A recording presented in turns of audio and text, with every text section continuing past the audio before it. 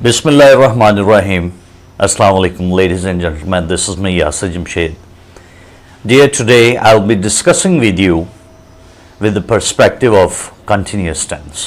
दोस्तों, आज मैं आपके साथ शेयर करूंगा continuous tense, जो कि होता है प्रेजेंट में, पास्ट में और फ्यूचर में. कंटिन्यूस जारी को कहते हैं.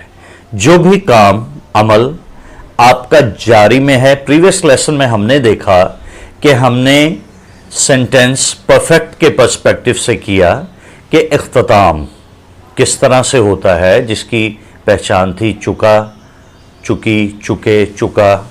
क्लियर हो गया. हमने उसका प्रेजेंट भी देखा, चुका हूँ, चुकी है, चुका है, चुके हैं.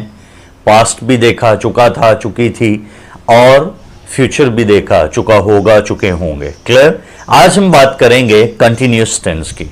दोस्तों, कंटिन्यूस टेंस हम एज यूजुअल जिस तरह प्रीवियस लेसन्स में हमने इंग्लिश लैंग्वेज को डिवाइड किया था 3 स्टेप्स में. स्टेप 1 आपकी स्क्रीन पर है. Step 1, step 2, step 3. स्टेप 1 में आपने उसी तरह से देखना है, यानी आइडेंटिफाई करना है कि आपका सब्जेक्ट डूअर है या रिसीवर. क्या स्टेप 1 में आपने आइडेंटिफाई करना है कि जुमला आपका डीएस का है या आरएस का है. स्टेप 2 में आप देखेंगे कि हमारा जो कंटिन्यूस है वो रहा है प्रेजेंट में है, रहा था पास्ट में है, या रहा होगा फ्यूचर में है. प्रेजेंट में है, रहा है, रही है, रहे हैं, रहा हूं, तो आई के साथ एम, सिंगल के साथ इज और जमा के साथ आर आएगा प्रेजेंट में. क्लियर. रहा था में आप नीचे देखिए स्टेप 2 के नीचे जो रहा है के बाद रहा था, रही थी, रहे थे. इसमें सिंगल के साथ, वाहिद के साथ वॉज और प्लूरल के साथ वर. क्लियर. नीचे आप देखिए कि फ्यूचर कंटिन्यूअस में रहा होगा, रही होगी, रहे होंगे, उसमें विल भी आएगा सबके साथ. क्लियर. स्टेप 3 पर आ जाइए. स्टेप 3 डिपेंड करता है स्टेप 1 पे. अगर आपका स्टेप 1 में जुमला डीएस का है तो स्टेप 2 में से गुजरने के बाद डीएस के साथ वर्ब की चौथी फॉर्म. वर्ब की चौथी फॉर्म कौन सी होती है? वर्ब की पहली फॉर्म के साथ आईएनजी लगाने से वो चौथी फॉर्म बन जाती है. Suppose look, looking, drive, driving, capture, capturing, go, going. Clear हो गया आपको. इस तरह वर्ब की वो चौथी फॉर्म बन जाती है. और आप स्टेप 3 में देखिए, जब जुमला आरएस का होगा तो डीएस में स्टेप 1 में, तो स्टेप 3 में हम आरएस का ही फॉर्म्यूलेशन लगाएंगे स्टेप 2 के बाद, जो कि होगी बीइंग और वर्ब की थर्ड फॉर्म. क्लियर. रिकैपिचुलेट करता हूं मैं. Step 1, step 2, step 3. स्टेप 1 में आप देखेंगे दोस्तों कि जुमला आपका डीएस का है या आरएस का है. क्लियर. स्टेप 2 में आप देखेंगे जुमला प्रेजेंट का है, रहा का है, रहा है, रही है, रहे हैं, प्रेजेंट का है.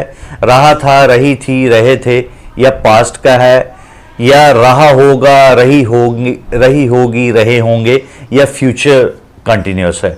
स्टेप 3 में आप देखेंगे अगर जुमला आपका स्टेप 1 में डीएस का था तो आप स्टेप 3 में डीएस का फार्मूला लगाएंगे वर्ब की चौथी फॉर्म, यानी पहली फॉर्म के साथ आईएनजी. और अगर आपका जुमला स्टेप 1 में आरएस का है तो आप जो फॉर्म्यूलेशन यूज करेंगे स्टेप 3 में वो है बीइंग प्लस वर्ब की थर्ड फॉर्म. क्लियर हो गया. अब मैं आपको एग्जाम्प्लीफाई करता हूं. वो खाना खा रहा है. क्या कहा मैंने? वो खाना खा रहा है. अब ये देखिए, पहले सबसे पहले आइडेंटिफाई कीजिए कि ये जुमला डीएस का है या आरएस का है. खाने वाला मौजूद है, वो कोई भी हो सकता है.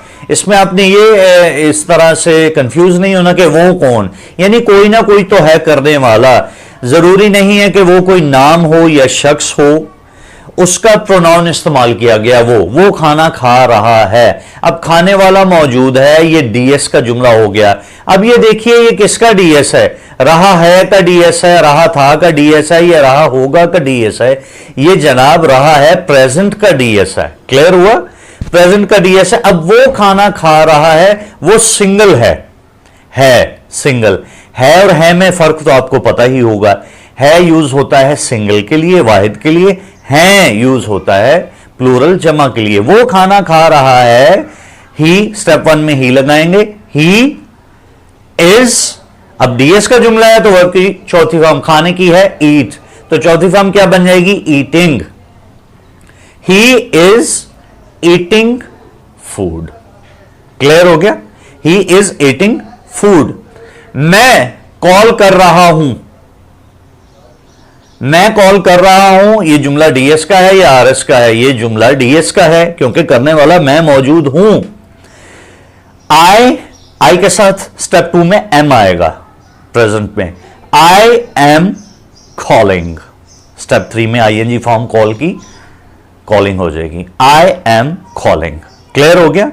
वो सो रहे हैं, डीएस है, दे आर स्लीपिंग।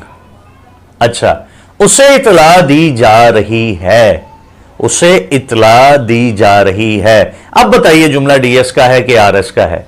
जी, जुमला आरएस का है क्योंकि इतला देने वाला कोई नहीं है। और किसका आरएस है? प्रेजेंट का। उसे इतला दी जा रही है, ही इज। आरएस का फार्मूला लगाना अब स्टेप 3 में, ही इज बीइंग इन्फॉर्म्ड।